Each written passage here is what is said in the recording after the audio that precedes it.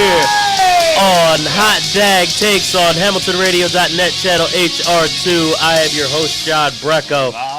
This is PJ Morin over here without his brace. How you doing? Without my brace, how we doing? It's not that the wrist got better. I just forgot it at home.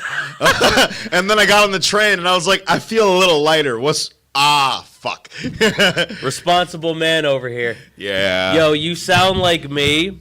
Cause I recently got married and I can't go in the pool with my actual ring because it's from my grandfather. Ooh, so you be cheating at work is what I'm hearing. No, what you're hearing is it slipped off and I didn't realize it. And this isn't the actual ring, by the way. This is like the stuff you buy at Walmart. Because again, I can't go in there with the pool, because it'll rust and my finger would be green. Okay. So that wouldn't be a thing right now. But yeah, that like slipped off. And I just looked at my hand. I was like, oh, shit, I can't find it. Where is it? And I couldn't find it in pockets or nothing. It'd be so funny if you lost your wedding ring in a pool. Yeah, that would be kind of funny, wouldn't it? Pretty funny. That wouldn't be funny the day of, though. It wouldn't be funny day of, but like 2 weeks later, it'd be like, yo, dude, remember when you lost your wedding ring in a pool? He would point and laugh at me the day it happened. I would. Guarantee I'd you. be like, oh, dude, listen, you keep having a good talk with me because when you get home, you're in trouble. Yeah, buddy. You know it's coming to you. Just enjoy your last few moments before the next few days are not fun. But I am very excited to have this guest on. As am I.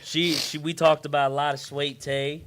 We did. We talked about sweet tea in Nashville. She's a sweet lady. We talked about Tennessee. How you doing? I don't. That's what I'm fucking talking about. I'm very excited for this because we're going to be talking a lot about the military and we're going to be talking about healing some of the heroes of this country, which I believe we don't talk about enough. I fully agree. The organization we're going to be talking about that does some of the healing is 22-0. And before I introduce our guest, let's give a shout out to all the men and women who fight for our ability to have freedom both on our shores and overseas, as well as our first responders of any kind, police officers, firefighters, or even just anyone who's ever had to step in and save a life before. From me to you, thank you so much for everything you do. And from us at Hamilton Radio and our guest, we appreciate you. So thank you guys so much. Before we get into a little bit of background. For Pamela Arnell, everybody. I will get there. But let me talk about 22-0 first. PTSD is an injury that can now heal just as quickly as it happens. Our approach works. We are seeing results every day, daily among veterans, all branches of the U.S. military. And this is directly on 22-0's website, by the way, if anybody wants to go look that up. First responders, 9/11 dispatch, FF, EMS, spouses, and minor children living in the home, and Gold Star families at no cost to mission clients from America. We are contributing to a purpose and restoring the lives of America's sons and daughters that put on a uniform for a purpose much bigger than themselves. To date, we have trained 324 peer coaches who are veterans, U.S. Border Patrol agents, deputy sheriffs, police officers, firefighters, and the Florida National Guard, the Florida Air National Guard, and active duty Special Forces chaplain. We are our brothers and our sisters healers. With that, we bring on the executive director of 22-0 to talk about their mission and helping to spread awareness. She's a lady that's devoted many years of her life to helping others. She's been the youth service officer in Giles County, Tennessee since 2014. She's been an adjunct faculty member at Columbia State Community College since 2004, teaching in the psychology program, as well as some education classes. She's been a member of the Giles County Fire and Rescue Squad since 2008, and she is also a member of the Pulaski Lions Club. She served on the Tennessee Suicide Prevention Network as the regional committee chair from 2004 to 2011, and served on the State Advisory Council for an extra 3 years after 2011. I'm sure y'all could do the math from there. But ladies and gentlemen, please give it up for Dr. Pam Arnell! Woo! Oh, we are so excited. How are you? Thank you. I'm doing well. How are you? I'm good. Did I leave anything out? I just want to make sure. No, but it is actually pronounced Giles. Giles? Instead of Giles. Giles County. I used to do that with a radio station I used to work at. I used to pronounce the county Gloucester, and it was Gloucester, and that's over in New Jersey. By the way, I'm so sorry for I made it sound like that entire county has diabetes every time I talked about Gloucester County. Dude, like I wasn't really just talking about myself.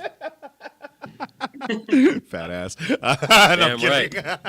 Dude, by the way, my Keep bad. working at that pretzel factory. You'll find out. Oh, listen, pal, I gotta stop eating pretzels. I did. I'm losing weight. I'm doing good.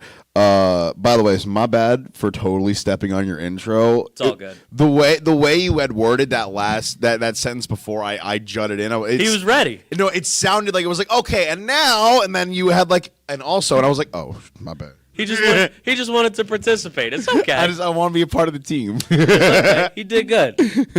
But everything's good with you, doctor? Everything's been good?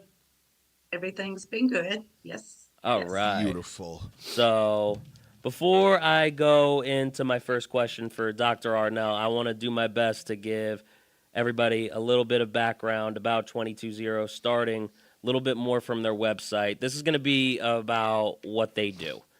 220 developed the Tactical Resiliency Process, TRP, which is the heart of their interventions. They are the Trauma Resiliency Protocol and the Emotions Management Process, which is EMP.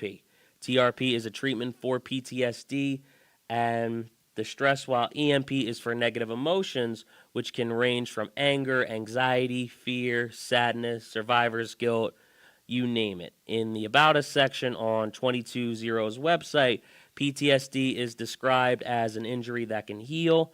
In TRT, which is Tactical Resiliency Training, no details about traumatic events are talked about. In fact, the conversations and events and the extreme negative emotions these events caused are avoided altogether. 220 believes that details get in the way of the brain's healing process, and instead they focus on skills required, to bounce back from trauma. We'll obviously find out at least some of what 220 teaches today, but through their website, I tried to at least get an idea about what they teach to help veterans. So I'll start by going through a couple of reviews posted on their site from clients of theirs that they have or have had in the past, so that I can give some context on the general idea that I have. Obviously, Dr. Arnell is going to educate us a little bit more about their process and what they do, but I kind of wanted to give a little bit of context before I go into that first question.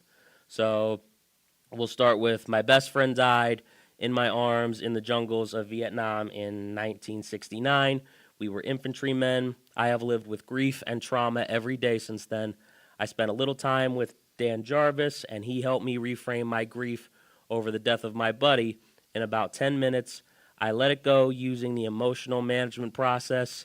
Then we cleared 3 traumas in a single 45-minute session using the Trauma Resiliency Protocol. My sleep is back to normal, and my triggers are gone. This is life-changing. Thanks, Dan and 220. And the names are on the site, but I kept them anonymous, kind of to try to protect people's identities. That's fair. Because I just feel like I don't really have the right to put people's names out there and tell the world what they go through. So That's very I respectable. kept people's names off of it. I did not see that part of the notes. I respect that. There are 2 more. I've never felt so light, if that makes sense. It's like trauma from the past is a book I read, not me. That's from another person. And then the last one I have is, quote, I came to Jesse, board member of 220, because I was absolutely paralyzed with fear due to PTS from a traumatic childhood. My relationships were near non-existent. I barely left my house, and the coaching business I'd been trying to get off the ground was going nowhere. My anxiety was constant, and I felt easily overwhelmed. Just thinking about going outside of my comfort zone triggered an anxiety attack. I felt like I was running while tied to a tree. My man need to freshen up real quick. Yeah, give me a sec here. I'll get through it. Desperate to move forward, but was being held back by my past. In my TRP session with Jesse, he explained to me what he did, how the session would go, and what I could expect afterwards. He was confident and knowledgeable while also being understanding and kind as he took me through the process. I had many traumatic events throughout my childhood on a scale of 0 to 10 were mostly 10s, where 10 is extreme fear and anxiety. And by the end of our 90-minute session, all of these 10s were set to 0. My paralyzing anxiety shifted to empowerment in just one 90-minute session with Jesse. Excuse me. I've never felt more confident and full of joy than I have right now. I've been told that I look like I'm glowing and that my energy feels 40 pounds lighter. The thought of going outside of my comfort zone now lights me up and excites me, and I am easily able to take action that I never would have before. I'm not terrified of the world anymore, and I'm no longer tied to that tree. Working with Jesse gave me my life back, and I can't wait to see where it goes now that I'm free.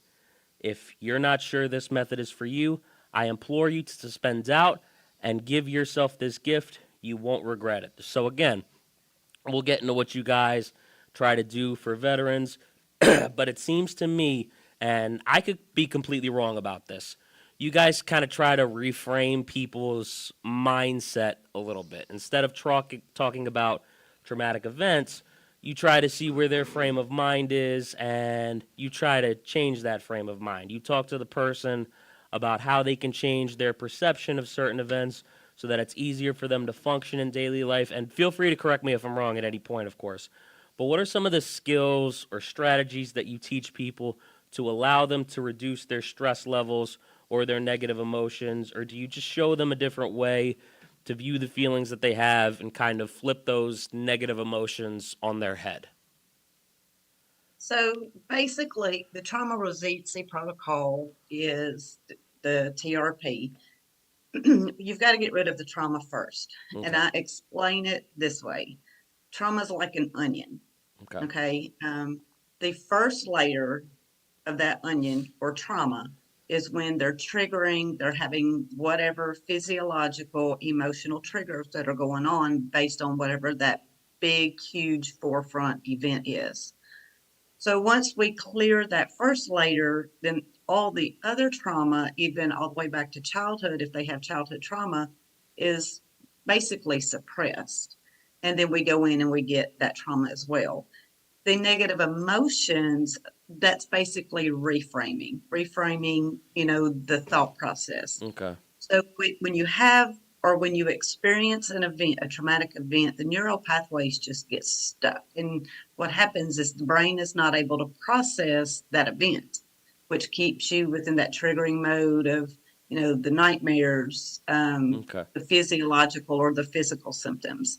And then what we do is we go in, but they're doing the work. We're not a mental health facility. It's a peer-to-peer program. So if a veteran contacts me or a first responder contacts me, they are going to be connected with another trained veteran and or first responder that's, with 22-0. And then what happens is after we've disconnected that traumatic event so that the neural pathways can start changing, then we're going to go after those negative emotions. A lot of the times you're going to see the negative emotions, especially with the veterans who've been deployed, are going to be the anger, the sad, the guilt, survivor guilt, shame. Those are going to be a lot of those negative emotions. Yeah. And it's releasing and disconnecting those negative emotions. Okay. So there's a quote that kind of stuck out to me a little bit that's on the site that's actually right below a lot of what 22-0 tries to do. So the quote is, "The brain does the work with or without your permission if visuals are done correctly." So obviously, I'm sure, anybody that's had a traumatic event, the visuals kind of stick with them a little bit as well as some things that might have been said. So do you guys try to give different visuals just to try to put something else in there and allow them to disconnect? So what happens is before that event, there was at some point in time a safe place. And then there's at some point in time after an event where they're safe. And then we just kind of go use those visualizations. It's basically, and it's a certain, or it's certain steps that we follow. None of our coaches are allowed to deviate from those steps. I mean, it is very specific. But what happens is whatever that event is, we're going to find the safe place before and the safe place after. They don't have to relive that content. It's not talk therapy. A lot of times we get asked, is this talk therapy? No, it's not.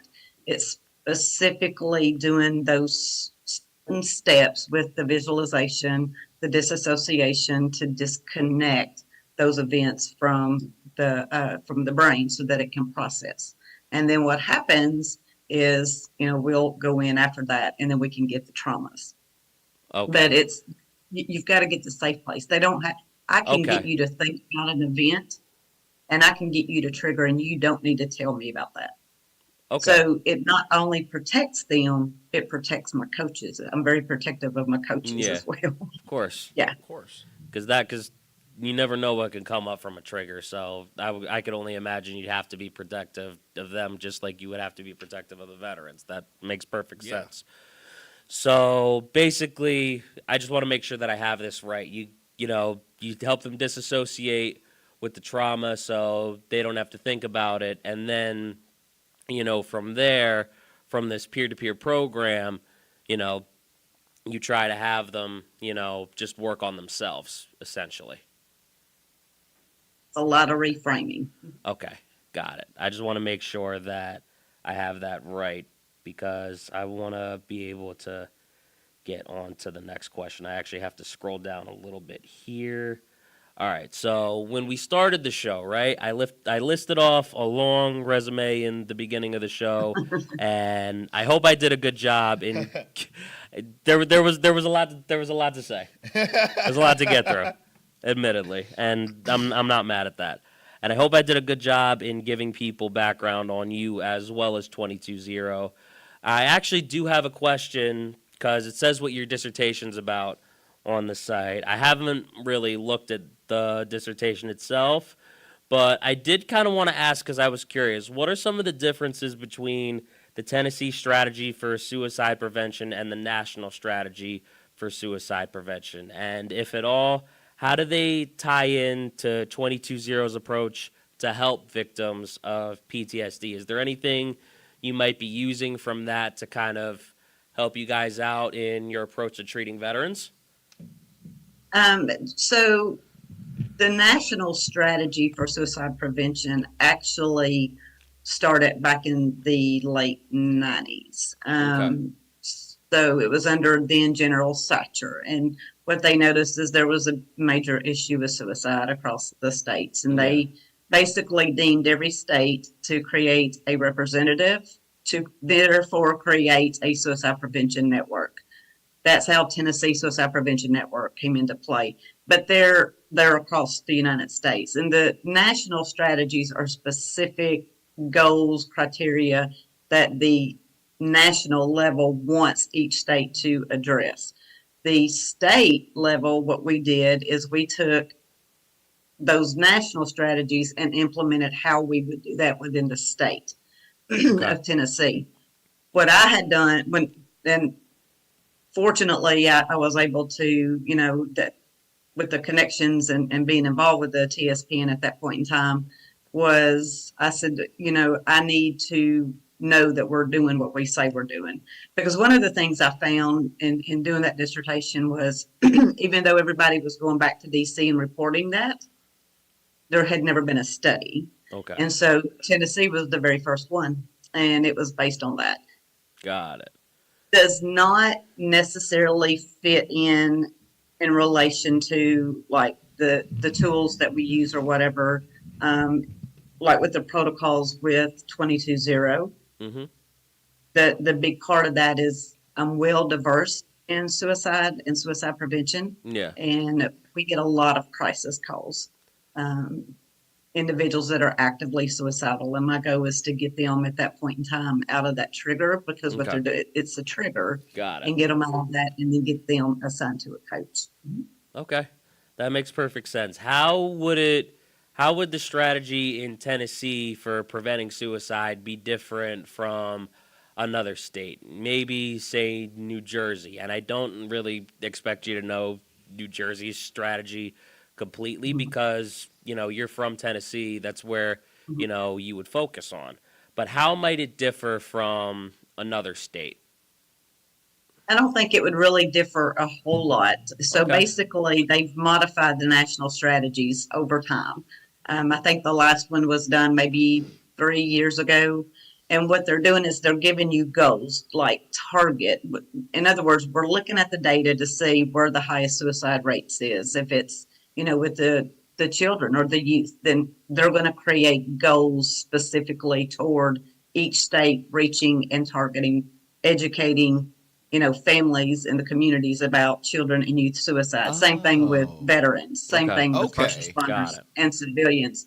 And then each state basically takes those national strategies, they go back to their, network and they say, okay, this is the new strategies. How are we going to implement those? Okay. Oh, I love that. Gotcha. So it helps out the people that are in that moment, like the most in need of help. Okay. That That's makes awesome. sense. Of the approach that they take in disassociating the victim from the trauma, because I think I do like everybody's that. I've never I think heard that everybody's before. been at a stage where they kind of need to do that, where they kind of need to distance themselves from something that even just might be toxic instead of like traumatic. Oh You yeah, know what I I mean, mean? listen, I have my trauma. Is it something I'm sharing live? No, but But again, but listening to what you're saying, I've heard a lot of things about PTSD and trauma, here and there sporadically, whether it's from friends who've suffered through stuff, and and I'm having a talk with them about it, or I see something online about it. But I have yet to hear things explained in that way, where it's like where you disassociate yourself from the trauma, and you kind of like. I always try to look at things from like a third person perspective, because I'm like, okay, I'm biased in this situation, so let's try to not be biased. But that is an extra step ahead of what I do, so I'm going to use that. Thanks. but again, the point of it is though that I'm not going to sit here and say that the trauma doesn't matter, but you kind of like take yourself out of it a little bit. Yeah. And you kind of leave the trauma where this belongs. And for anybody that's listening, PTSD doesn't have to necessarily be associated with a military veteran or a law enforcement officer or anything like that.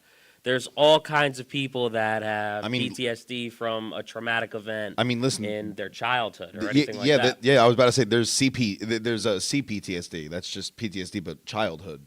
Yeah. Essentially, there are individuals that I'm close with in my life that do have a CPTSD. So I've kind of had like an in-depth look at it through them, just because like long-term like friends, close people in my life. You know what I mean? Yeah. So it's definitely interesting to see how the difference that CPTSD manifests in an adult rather than PTSD that's not from childhood specifically. Yeah, sure. I mean, even adults that go through stuff. Oh yeah, You know what I mean? yeah. I'm not discounting adult PTSD. I'm not saying children have it worse. I'm just saying it's two different animals. It's like It is. it's like comparing Dr. Pepper and Pepsi. It's like both have their thing. That was a horrible analogy. See, because here's why this is a horrible analogy. We're gonna get a little bit off. That was the worst analogy. I wasn't planning. I've ever come I wasn't up with. planning to get so off topic with this, but you actually compared Dr. Pepper to Pepsi. This is a Coke and Pepsi debate. Dr. Pepper is in a class of its own.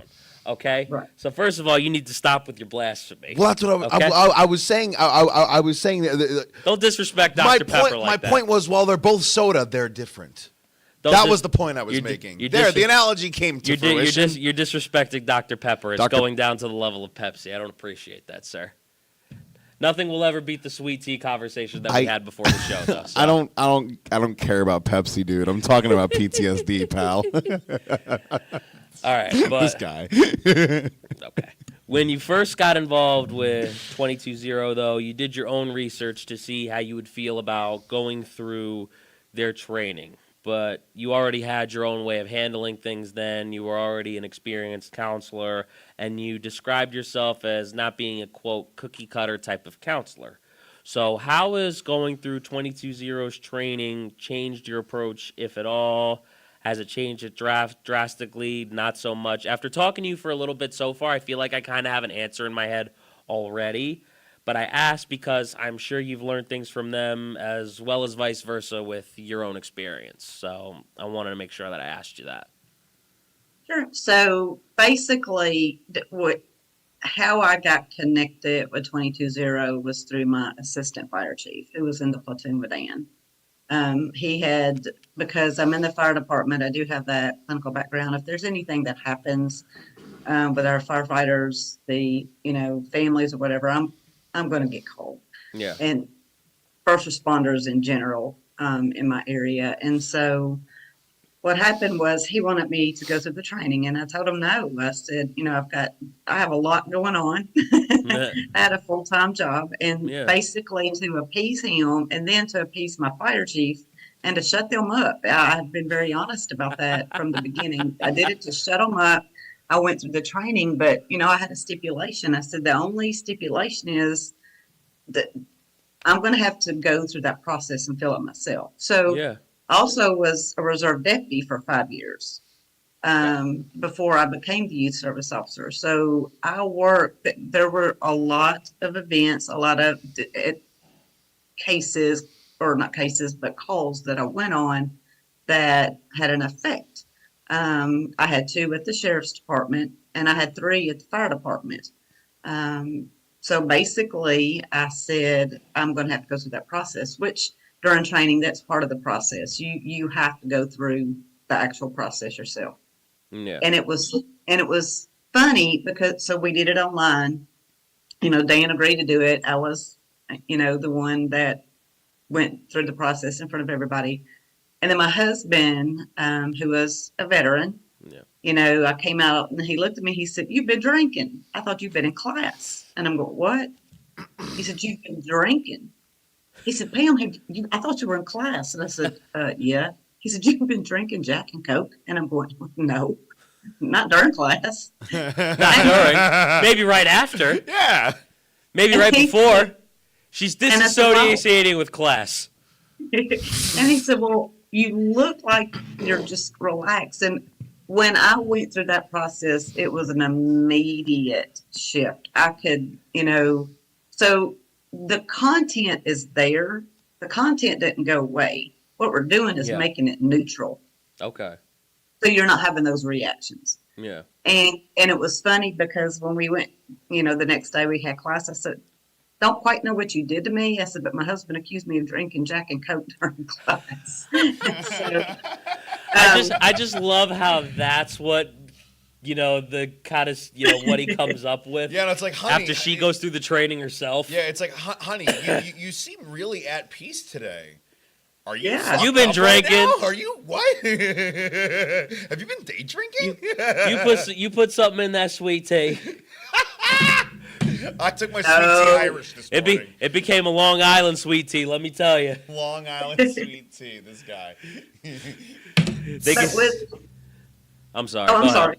No, I was just going to say, but with me going through that process, I immediately could feel that shift. Okay. Like when I thought about those 5 events, I didn't have any triggers. There were no physical, no emotional triggers. Like they were neutral. Okay. And I said, okay, yeah. So what I did is, even after going through the training, I continued with my job as the YSO and as the YSO, and I don't know what the equivalent is there, but basically my job was to serve and protect children. My grandkids called me the kid police. I was the kid police. Right. And so I noticed that, they had the pre-assessment. So we do a pre-assessment. We've got a trauma screen, a depression screen, and an anxiety screen. Okay. They're clinical instruments. And we do a pre-assessment on someone that comes through the process. Well, after they've gone through the process, then we're going to do that same screen. So when you see someone score 60, 70, or 80's the highest on the trauma screen, and they're at 10 and below, that's significant. 10-point reduction. If they were at 70 and just went to a 60, that's still clinically significant. But if you see them go from 60, 70 to 10 or even 0, that's huge.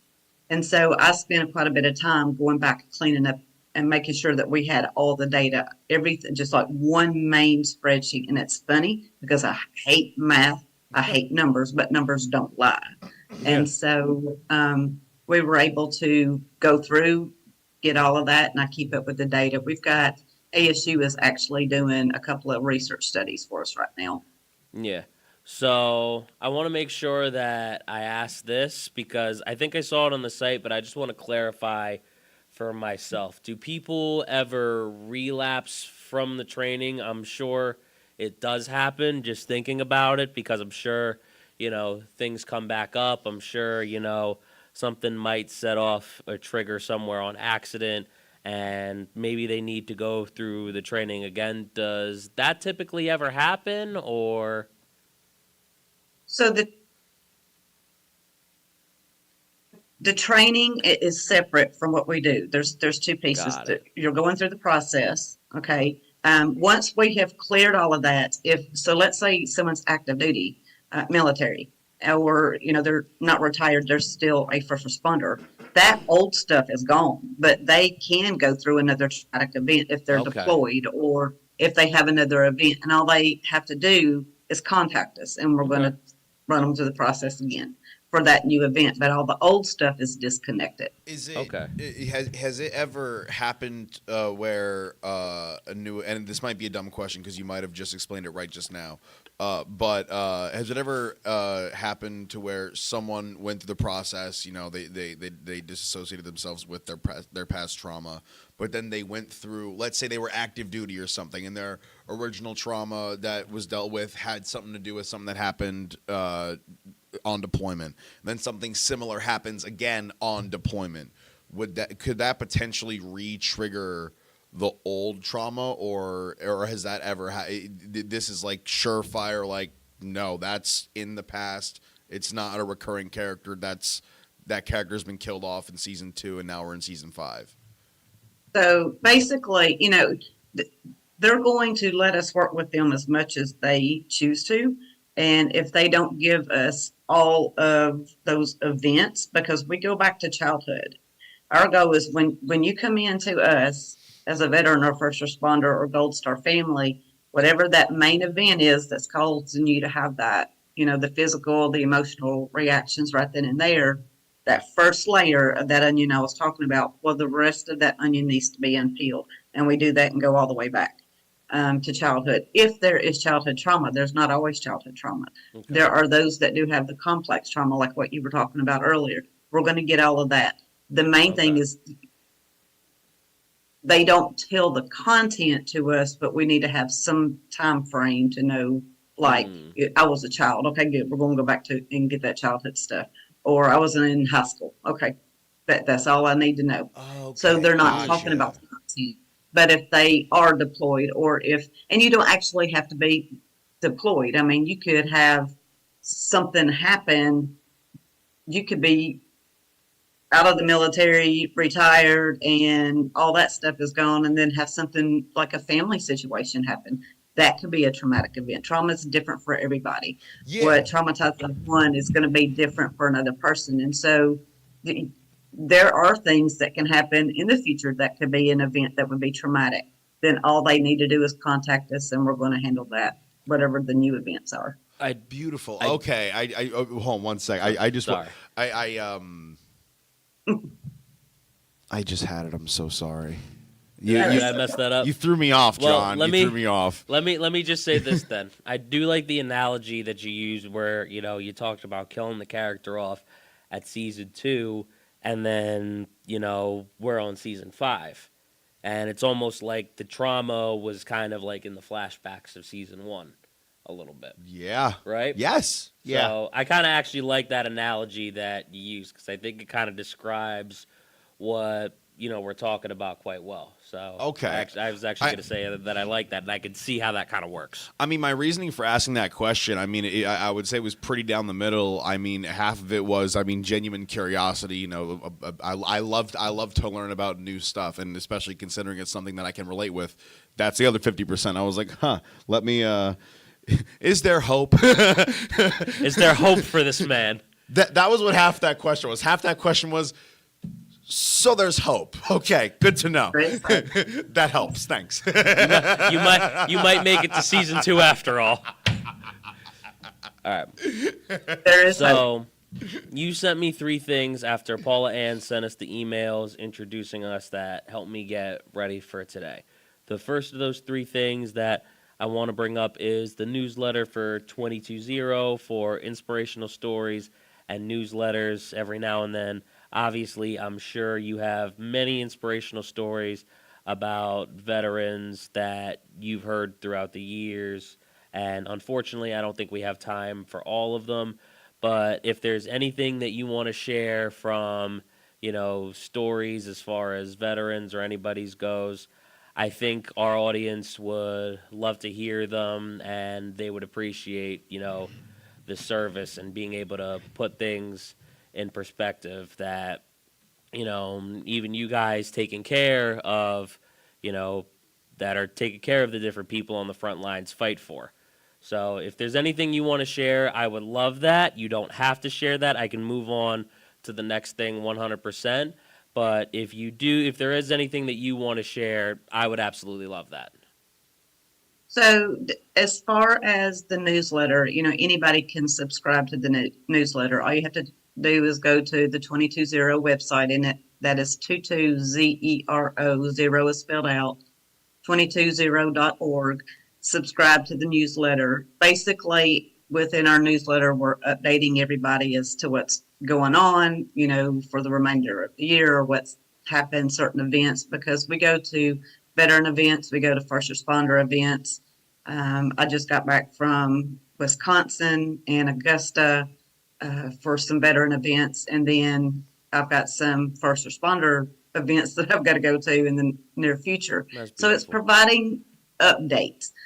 We do put some of the stories on there. You can always go to the Google review, and there's all kinds of reviews that are available that anybody read, where, from the veteran first responder that reached out to us and they've gone through the process. They wanted to leave a Google review. I think we're at a still 5-star rating of the Google review. And awesome. there's some of them that, the majority of them actually will put their name on there, and they're going to tell exactly what was going on and how they benefited from going through our process. I love that. That's beautiful. Wow. 100%. It's nice to know that there are people out there like you, and many of you of people out there like you that are helping people that need it. Sweet lady with some sweet tea. We appreciate you, Pam. 100%. But it's not about me. It's about those that we serve and serve us. For sure. And it's that mindset that I'm talking about. You are, but she is serving as well. No, 100%. But in my humble opinion, at least. The second thing that I want to talk about is a YouTube video titled "Healing the Heroes of 9/11: The Way Forward." I wasn't able to watch the entire thing, but the part that I did watch had different first responders that talked about responding to the actual emergency on Ground Zero the day of 9/11. Before I get into what they talked about, I do want to let people know that some of this is going to be pretty graphic, and all of what you're about to hear is just over the first 20 minutes of this video. Again, I'm not going to reveal any identities of people that went through these, events, but yeah, long story short, trigger warning, 100%. I do want to be able to paint a picture of what Ground Zero was like for these guys, because these guys were brave. These guys and women were brave enough to be able to share their experiences in that video, and I do want to paint a picture for everybody. And I also want to warn you, because some of it might be upsetting. But, of course, there were police officers, firefighters, medical personnel. I believe there was even a lady who was a reverend from what I saw in the video. And they talked about, running over different debris, even people just to get to a location to where people were. They talked about, hearing people hit the ground from that height, thousands of feet in the air. One person talked about how they were buried alive under debris that day. Some talked about how they treated countless numbers of people that day. Others walked into that scene expecting to treat thousands and treated nobody, which to me is even more scary to think about. Surviving that emergency is traumatic enough. Responding and running to that emergency, I can only imagine, is a whole different level, especially when you hear them describe the scene.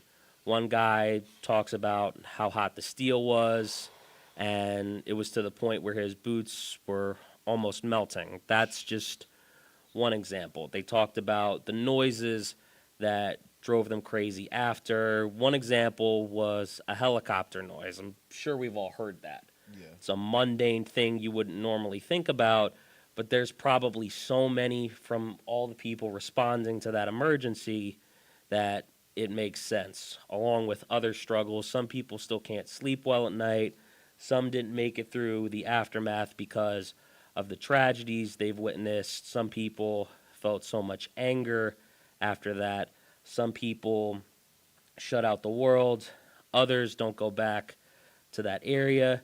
And some people don't watch the news at all because of 9/11, which, fair enough, the news sucks to listen to today. Yeah.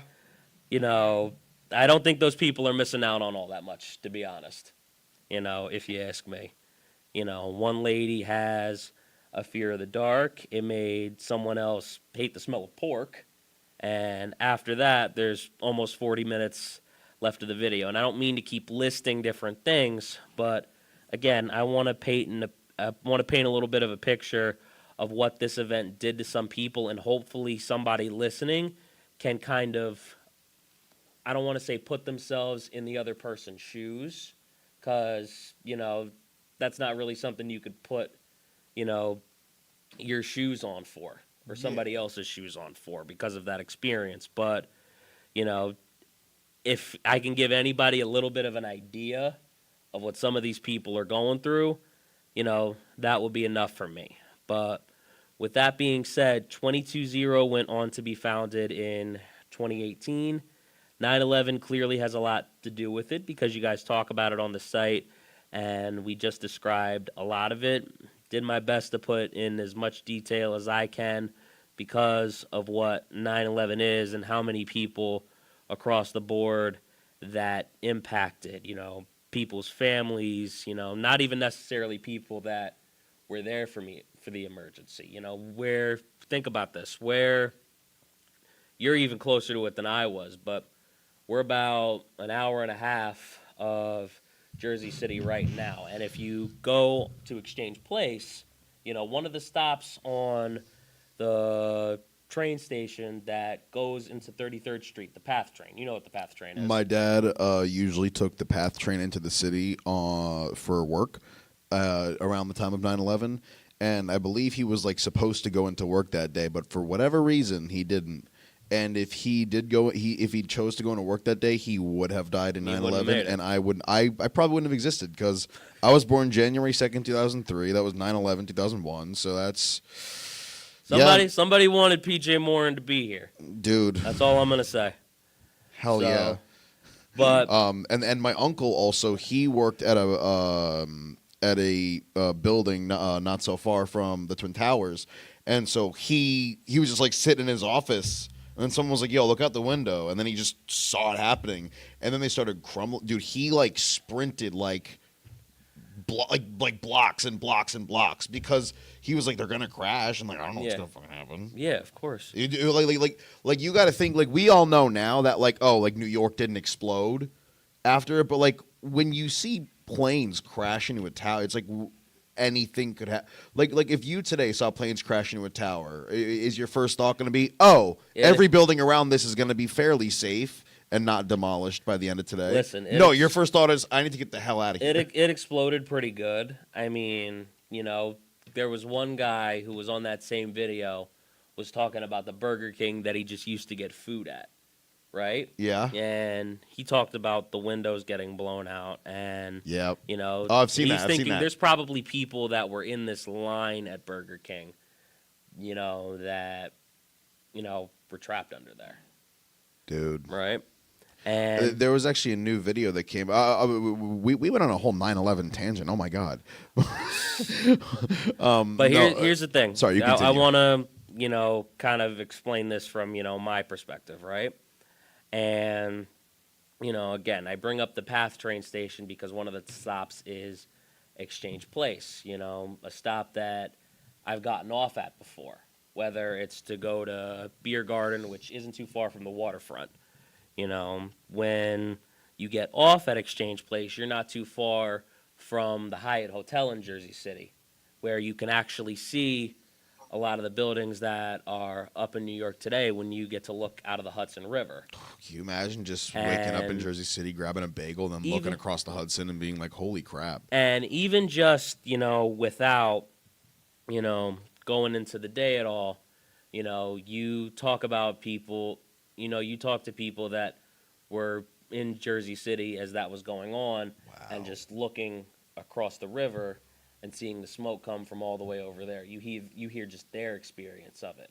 I've never how heard harrowing that scene is, just from across. I've never heard a story of a 9/11 eyewitness from Jersey City. But I also, never even thought of that. But also remember, I used to go to school in Jersey City. I went to St. Peter's University. I'm an SPU alum. So I graduated in 2017. So, I heard, these things from time to time, and, it puts it into a different light for me as well as this video. So the video that we did talk about is on the site for anybody who wants to see what I'm talking about. And obviously you guys put this together not just because of 9/11, but to just help people as well. But are there any other events that helped to start 22-0 that we can talk about? Obviously it doesn't have to be like anything traumatic or anything like that, but was there maybe like a moment of like inspiration from like Dan or somebody else or anything like that? Yes. And so one of the things, let me just kind of touch on documentary. So it's an hour, I think 5-6 minutes. What you're going to see is those are men and women that were there in New York and at the Pentagon on 9/11. Wow. And then in the middle of the documentary, you're going to see where Diana's talking about a little bit more about the process. But at the end, you're going to see, because behind the scene, they went through the process. That was the reason, was to go and heal the heroes. And so that's how Healing the Heroes came about, was going and being there, working with them. And then you'll see the change at the end. You'll see they'll talk about what they were able to do as far as how 22 was spoken into existence. So Dan had multiple deployments. He had also was retired from law enforcement, but he was not able to get the help he needed from the VA, which is a common theme that we hear. My husband was a veteran, so, he served 26 years and he was in Desert Storm. So I know I'm all well aware of how that works. And so he was going to take his life, and he realized how much, of his soldiers, when they came back, how many of them were dying by suicide. And because he could not get the help he needed from the trauma from the VA, he spoke 22-0 into existence. And then he and his best friend, Nick Davis, which is also a veteran. So 22-0 is veteran founded. They worked on the processes, and they were able to come up with the process. The process has, been around. It's based off the neurological linguistic programming, so it's not something just brand new, but they able to modify the process to get what we needed where the people are not sharing that content.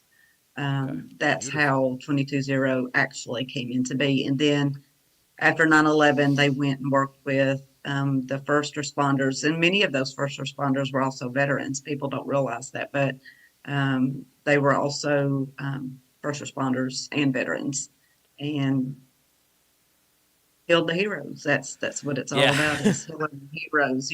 Give for those men and women that put on a uniform to serve and protect us. It's not about us. It's not Yeah. about anything that I do. It's about being there and supporting our men and women that put on that uniform. Got That's absolutely beautiful. I mean, to touch on what he said earlier, I mean, he said, I mean, you serve, and in my opinion, you don't need a weapon or a badge to serve and protect. Like, it's, I don't know. I think it's a very beautiful mission. I think it's a very beautiful everything about it. It's rare you see something and it's like, oh wow, that's like amazing. But this is just no. I'm learning a lot today about this, and I'm loving every second of it. I'm definitely gonna look more into this and probably point some people in your direction. Actually, I can think of a few names right now where I'm like, you know who could really use this. just tuck and roll this way. Like I think you could use this over here. Listen, gets you guys business, gets my friends healed. Fair enough. Works for everybody. Well, and here's the other piece of that. So, like you had mentioned earlier, our mission clients are going to be veterans. It does not matter what branch. The first responders, which you had mentioned, their spouse, minor child living in that home of that veteran or first responder and Gold Star families. There's no cost to them. We do not report to the VA. We do not bill insurance company. We're not a mental health program. We do not charge them. If they want to make a donation, we strictly, totally rely on donations. We don't apply for grants. We don't bill insurance companies, like I just said, and it's 100% donations. That's and so beautiful. there's only, Trisha is our social worker, so she and I are the two employees, and we pay our peer coaches to work with the other veterans and first responders. So we have, fundraisers, benefits. People can go online and make donations. If you want to sponsor a veteran or first responder, you can do that through the website. Beautiful. We also have a memorial page and an honor page. So if you want to, if you have a veteran first responder that you would like to have on the website, all you got to do is reach out to me. That's beautiful. I actually, sorry, I don't know. Just what you said about fundraising. I don't know. An idea just blossomed to me. Right. I know a few comedians that are veterans. What if fundraiser show, book veterans on it? That's all you, bro. You want to do that? You were. If you ever want to pop out to Jersey. I was actually supposed to be there. Oh, I didn't know that. So for the Miracle on the Hudson, I was invited to be there with Dave and be a part of that. Actually, our treasurer lives up in Jersey, and so she's on the board. Yeah, and her husband is in the documentary. Johnny. Do you mind if I ask where? Jersey. You just know Jersey? All right, that's fair enough. All right. No, just because we're like around Hamilton, Trenton area, and he's a little bit further north. I'm sorry, just So I didn't know. Just the like, delivery on that was beautiful. I was supposed to come up there, but I ended up getting sick. So if you want to coordinate and do that, we'll coordinate with what we've kind of got going on right now. And yes, I will definitely come up there, and y'all can see me in person. I would love that. That sounds beautiful. I just got to figure out exactly how many veteran comics there are, because I know there's a handful, but I got to figure out how many there are. I know there's. And I know there's James Mack, who's a Jersey comic. I have not heard that name. Yeah. Send me his stuff. Yeah. I don't know him. I don't know him super well. I did like one Zoom mic with him. Okay. But like he knows I exist. I know he exists. I'm in school and have a job and full-time comedy. And I got a few big shows coming up, but probably summer-ish time, probably. Good man. Good man. Maybe I think this is a good idea. Maybe fall. I don't know. You said fundraiser and donation. I was like, oh shit, that's what we do for comedy sometimes. Done. Good idea for That would be PJ awesome. Moore, and anything can happen at Hamilton Radio. Yo, I'll say it right now. If someone donates over,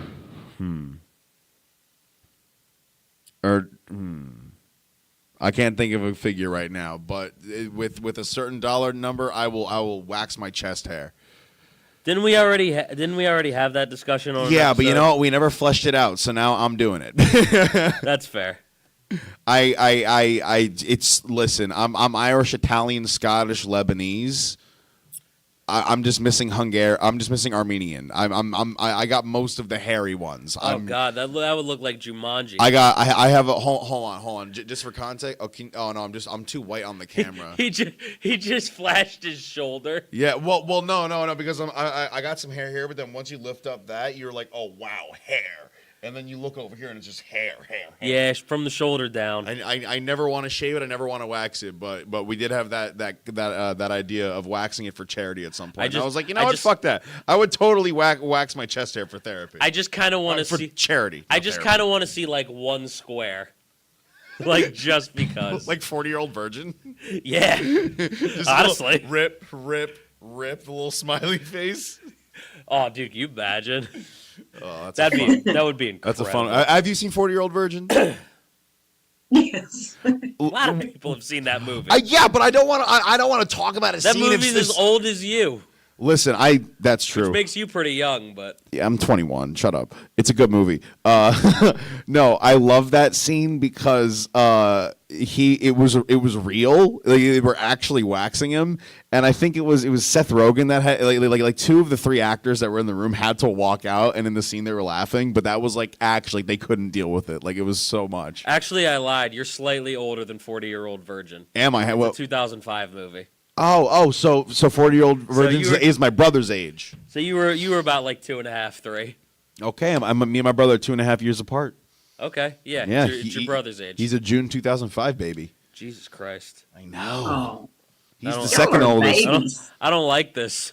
The third Y'all oldest. are babies. The third oldest. He's 12 right now. He was born in 2011. Oh no. Yeah, y'all are babies. Oh no. Yeah. No. For in my family, it goes 21 me, 18 my brother Patrick, 15 my sister Shannon, my sister Shay, and 12 my little brother Finn. And Finn has Down syndrome, so he's extra cute. He's adorable. Oh, he's the best. Oh no, that's my little best friend right there. That's my boy. I know. People with Down syndrome are the bros. They Okay. are so awesome. Listen, I love it. They're the best. Yes. I tell this differently. I tell this on stage. I'm not going to do the bit right now, but there is a lot of truth to like if you tell someone that like you have a family member with Down syndrome and like they don't or they don't have any family or anyone close to them with Down syndrome, they're like, oh, like are they all good? Like what's going on? And then it's like, dude, no, They're great. It's like, dude, Right. he's literally he Phenomenal. doesn't have pants on and he's drinking a Kool-Aid jammer. Like he's having the time of his life right now. Like I wish I was doing that. Dude, no, I'm so jealous of him because he's happy all the time. He's just so he's the best kid in the whole world. And actually, what's great is when I started doing comedy, I would go out at night a lot just because comedy. Yeah. And he would always be like, PJ, where you going? And I'm going out to do my comedy, buddy. I'll be home later tonight. I'll see you in the morning. And then he would always say, okay, PJ, I will stay home and I will practice my jokes. Oh. Exactly like And then that. so I started running he said it exactly like that. And then so I started running shows out of this bar that's literally a 5-minute walk from my house, just right down the road. And so now he kills every time. so now whenever I do my show, I do the hosting spot like 10, 15 minutes. Then I throw Finn on stage. He does like 2 minutes. The joke has no structure. Actually, no, he recently wrote a joke that had some structure. I was very proud of him. But he'll go on stage. He'll do a little thing. We'll do a Finn chant. He'll do karate. And then I'll put on the other comics. It's so much fun. I don't even know why I love try to it. follow that. I don't know. I don't know. I just started talking about Finn, and then I just went into the Down syndrome Finn stuff.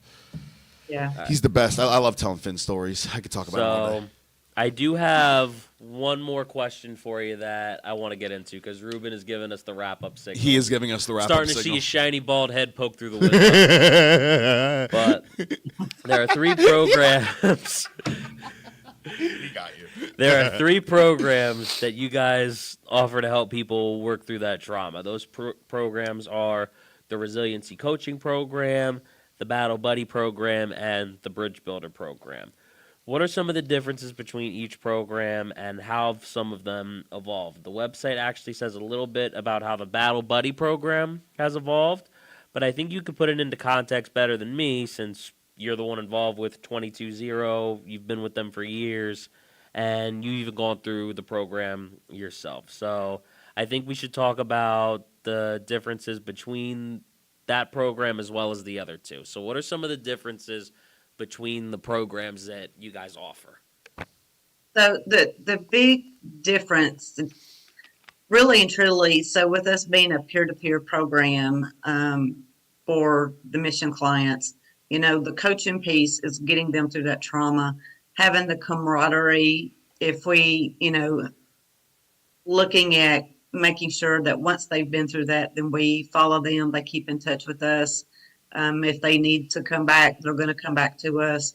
But in addition to that, is if we need to kind of bridge them, if they have other things like traumatic brain injuries, then we're going to get them the help and refer them to the places that they need to go. Okay. But the big piece of that is having that camaraderie.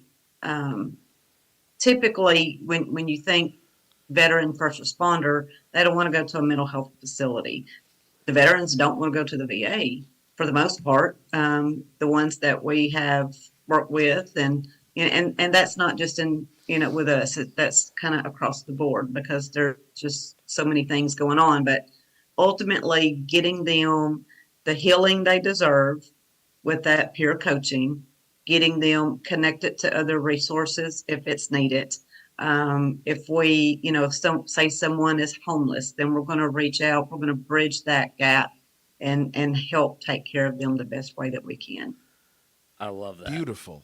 But I do want to say before we go, thank you so much for your service. We appreciate the fact that you're taking care of so many people, kids and adults. I know you're referred to as the kids police by the grandkids, but I love that name, by the way. I'm a swim instructor, so I just appreciate that name so much because I work with kids, all day long when I go to work. So, thank you for being the kid police. We appreciate you, and thank you in general for everything that you do. We appreciate you so much, and I did make sure to donate as soon as we left the show. As you were doing that last part, I was actually working on donating for you guys. So thank you so much for everything you guys do. That's real. I appreciate you guys. I wanted to make sure that you knew that from us and that we showed that. So I do hope PJ follows through with this show. I do hope we see you in New Jersey at some point. Yeah, I do hope. I feel like this could go well. I do hope. Yes. I do hope I vacation down in Hilton Head in December. I hope that's able to work itself out. I mean, it might have to be one thing or the other with the house. Well, get yourself some sweet tea. Exactly. Listen, I just want to see it floating up because I thought it was just going to be at the bottom of the glass, and then when I heard that it was floating too, I was like, oof. Listen. I've always wanted to explore the South. Hold on. Here's my plan for if I ever get canceled. I'm if I ever get canceled out of oblivion, I can't be a comedian anymore. I'm gonna go down to Louisiana, Arkansas. I'm gonna find some swampy town with a population of 56. I'm almost done. Shut the fuck up. Let me finish. Bitch, hamburger head ass. Okay. Listen, I've always wanted to be a teacher. I'll teach the local youngins. The population of the town's 56. I'll get paid in whiskey and ammunition. That's not that bad a payment. Pamela, I want to thank you for coming on the show. And I want to tell you, I might need some help with dealing with these 2 nut rags here.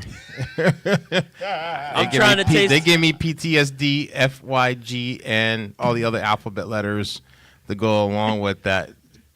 you know, and Advil. He said, Ruben, he said every letter in the I'll alphabet. you know what? I'll give you something to cry They about. give me the A, B, C, D, E, F, G. But I want to say this is a very commendable thing. I have both my parents were in Desert Storm, and I remember the night of, the morning of 9/11. My mom was there in Manhattan when those towers went down.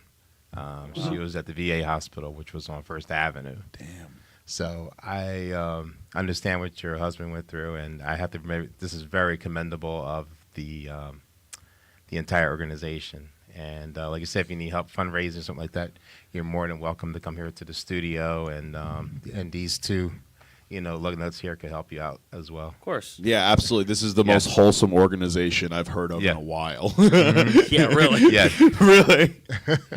So I appreciate, you having me on. One of the things I do want to, to let you know is, so with us being a nonprofit, with anyone that does make a donation, you're going to get a tax document.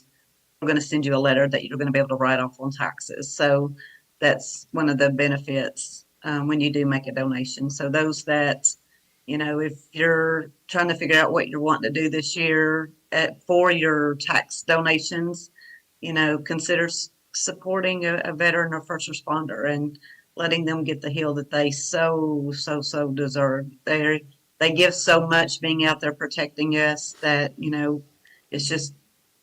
it's a way for us to give back to them. And Ruben, I totally understand about, the Desert Storm.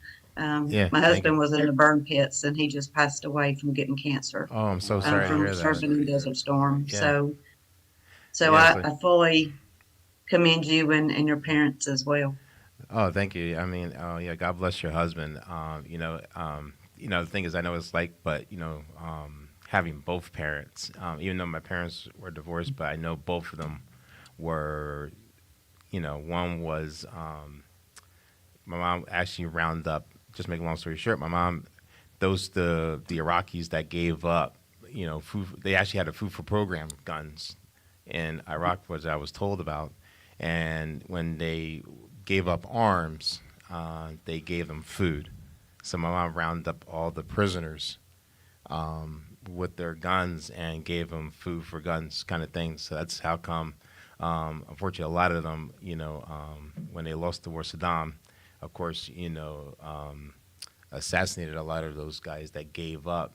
And that's why some Iraqis are here, because they gave up their guns for food, and they knew not to go back when Saddam, was alive.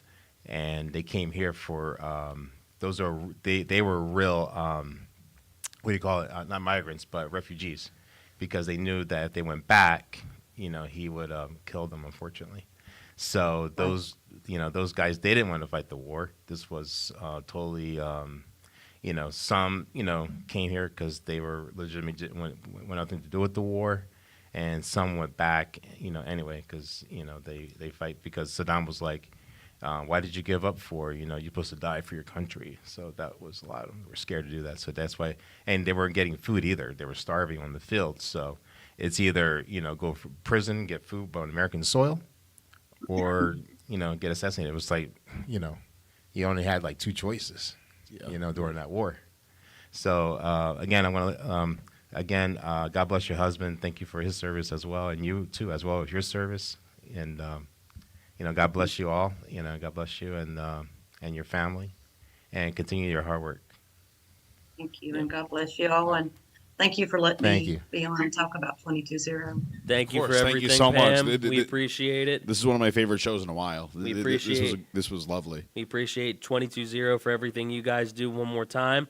This has been Hot Tag Takes with John Brecko. Oh. PJ Morin over here. Where can everyone find all of your stuff?